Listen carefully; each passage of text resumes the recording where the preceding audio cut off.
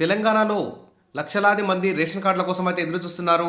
ఇక రేషన్ కార్డుల మీద సర్వేలు చేస్తున్నారు. అప్లికేషన్ల మీద అప్లికేషన్ తీసుకుంటున్నారు. కానీ తెలంగాణ ప్రజలకైతే ఇంతవరకు కొత్త రేషన్ కార్డులు మార్పులు చేర్పులు ఇవన్నీ అయితే సక్రమంగా జరగడం లేదని ప్రజలైతే ఆగ్రహంతో ఉన్నారు. ఇక రేషన్ కార్డుల్లో తికమక, పేర్ల నమోదులో గందరగోళం, ఆందోళనలో లబ్ధిదారులు నిర్ధారించుకోకుండానే ఆమోదించినట్టు సమాచారం.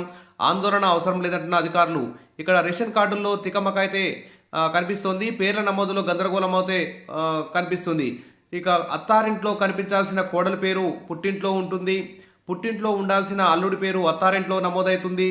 నిర్ధారించుకోకుండానే ఆమోదించినట్టు సమాచారం. మరి ప్రజలందరూ కూడా చాలా ఆందోళనలో ఉన్నారు. ఇక మార్పులు చేర్పుల్లో కూడా చాలా తేడాలున్నాయి. ఇక ఉదాహరణ చూస్తే పెద్ద కొడంగల్ మండల కేంద్రానికి చెందిన భగత్ సింగ్కు బాసరకు చెందిన గాయత్రితో వివాహమైంది. వీరికి 3 పిల్లలు. ఇటీవల కొత్త రేషన్ కార్డుకు దరఖాస్తు చేసుకున్నారు. మరి గాయత్రి 3 పిల్లలను భగత్ సింగ్ కార్డులో చేర్చాల్సి ఉండగా అత్తగారి కార్డులో పిల్లల పేర్లను చేర్చారు. ఇక గాయత్రి పేరు ఎక్కడా కనపడడం లేదు. ఇక జుక్కల్ మండలం వజ్రకండికి చెందిన విఠలాబాయికి వివాహమైంది. 2 పిల్లలున్నారు. భర్త ఇంటి పేరునే తన ఇంటి పేరుగా మార్చుకుంది. కొత్త రేషన్ కార్డుకు దరఖాస్తు చేసుకున్నారు. భర్త కార్డులో రావాల్సిన విఠాబాయి పేరైతే పుట్టింటి కార్డులో వచ్చింది. ఇక 2 పిల్లల పేర్లు ఎక్కడున్నాయో తెలియని పరిస్థితి నెలకొంది. ఈ విధంగా రేషన్ కార్డులో తికమక అయితే కనిపిస్తోంది. ఒక కుటుంబానికి ఒకే రేషన్ కార్డు ఉంటుంది. కొన్నేళ్లుగా కార్డులో మార్పులు చేర్పులు ఏం జరగలేదు. పెళ్ళైన వాళ్ళు ఊళ్ళు మారారు. ఊళ్ళు మారిన వారికి సంతానం కలిగింది. అత్తారింట్లో అడుగుపెట్టిన వెంటనే రేషన్ కార్డులో పేరు మార్చుకున్నారు. చిరునామా మారింది. మరి ప్రజాపాలనలో భాగంగా కొత్త రేషన్ కార్డుకు దరఖాస్తు పెట్టుకున్నారు.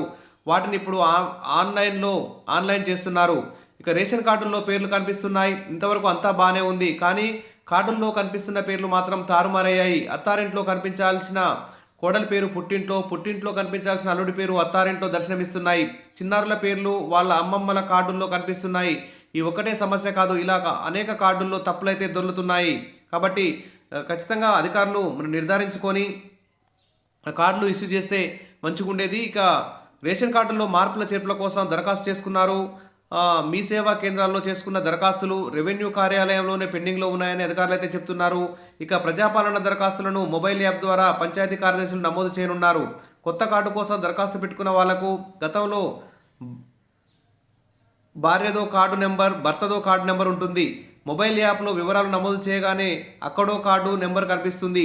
అది భార్యదో అంటే తల్లిగారి కార్డు, లేదా భర్తదో అంటే అత్తగారి కార్డు నెంబర్ అయితే చూపిస్తుంది.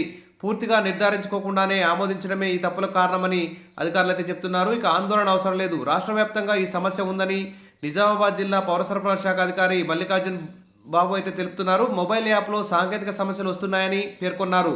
2-3 రోజుల్లో సమస్యకు పరిష్కారం లభిస్తుందన్నారు. యాప్లో డిస్పోజల్ కాలం పెట్టనున్నారని, ఎక్కడ ఎవరు ఆందోళన చెందాల్సిన అవసరం లేదని అయితే సూచిస్తున్నారు. మరి రేషన్ కార్డుల తికమక సంబంధించి అధికారులు వెంటనే స్పందించి తప్పులన్నింటినీ సవరించి మార్పులు చేర్పులు చేయాలి. అదేవిధంగా కొత్త కార్డులు కూడా ఏప్రిల్ 15 లోపు ఈ ఏప్రిల్ రెండో వారం లోపు ఖచ్చితంగా రేషన్ కార్డులన్నీ మంజూరు చేయాలని చెప్పి అందరూ కూడా డిమాండ్ అయితే చేస్తున్నారు.